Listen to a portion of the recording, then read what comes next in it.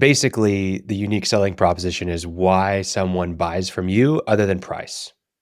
You're the lowest cost provider is not a reason to have a USP. That's like Walmart's USP, to be the Yeah. lowest cost provider, right?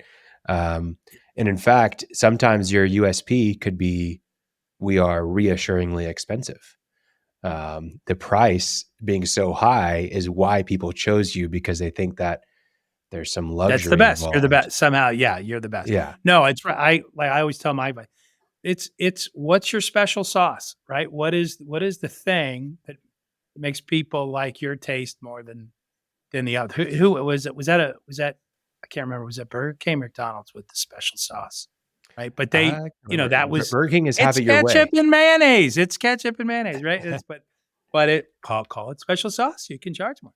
So no, Yeah, it's we all have that thing that we know differentiates us from the competition. And to your point, that's what your USP is. It's the thing that makes your product and service stand out from the competitive alternatives. And you need to know that, and you need to be able to tell that story, especially in this day and age where people are just bombarded with information and options, right? So, absolutely. um, Well, and I think, you know, it's not that your USP, you're not necessarily gonna be the only one that does it, right?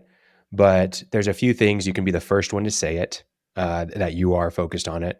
You can be the only one who really emphasizes it in your messaging so that it feels like you're the only one who does it. Or you can just do it the best and emphasize that you do it better than anybody else who also is focused on that. So being clear that you have a focus and then really emphasizing and showing that you are the best at it is huge.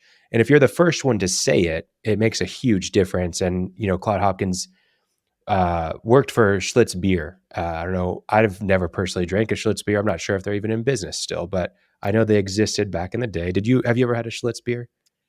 I was when I was the ripe young age of 16 or 17, it was the time the fake IDs came in. We were sneaking Schlitz beers from my, friend's dad. My dad was not really a beer drinker. So, but yes, Schlitz Okay. it was a Schlitz was big, it big. was a big brand back in the day. So he did a big campaign for them where he talked about how Schlitz beer was the cleanest or the purest, I can't remember, cleanest beer that you can drink.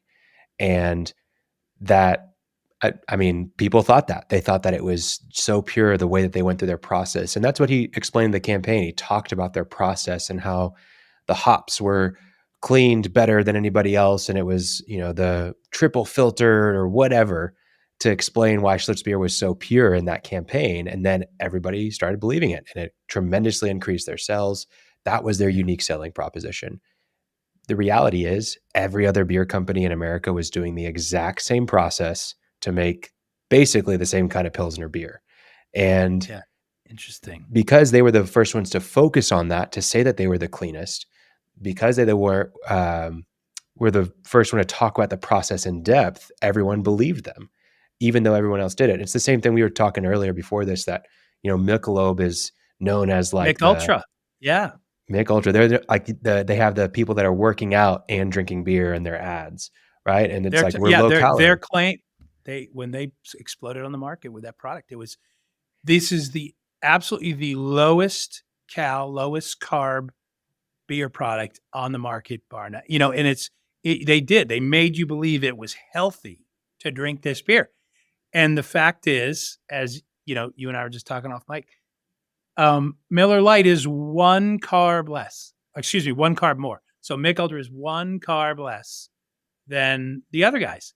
And is that really going to make a big difference in your diet planning or consumption, or if you happen to like the taste of Miller a little bit better? But kudos to those guys for really, you know, branding themselves that Yep. they made that their USP, no question about it, and have sold millions and millions of units I every would year. venture to say billions at a certain point. But There you go. some other good USPs, some of the things that you can think about.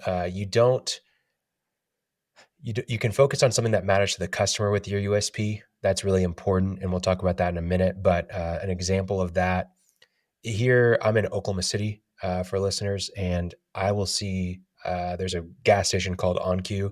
I see their billboards all over the metro area, and they say cleanest restrooms in Oklahoma City. Um, and so that's their USP. And they are very clean restrooms. They're very nice and pleasant to walk into. And they just know that that matters to the customer. When you're getting gas and you need to use the restroom, you don't want to have to go in, ask for the key to go around back to the closet that the homeless guy lives in that happens to have a toilet. No, you walk in, everything's really nice and clean. You can get in and out. There's always a stall available, et cetera, et cetera. Another one that I've heard about, I don't know this one, but billboard for a gas station that said sexiest cashiers um, on the billboard. That's all it said, and had the gas station logo. And then you stop and you go in, and it's just some Indian guys running the gas station cashier, but they got people to come in because they had this USP that How is, funny is that? yeah, sexiest cashiers. Anyway, so those are some examples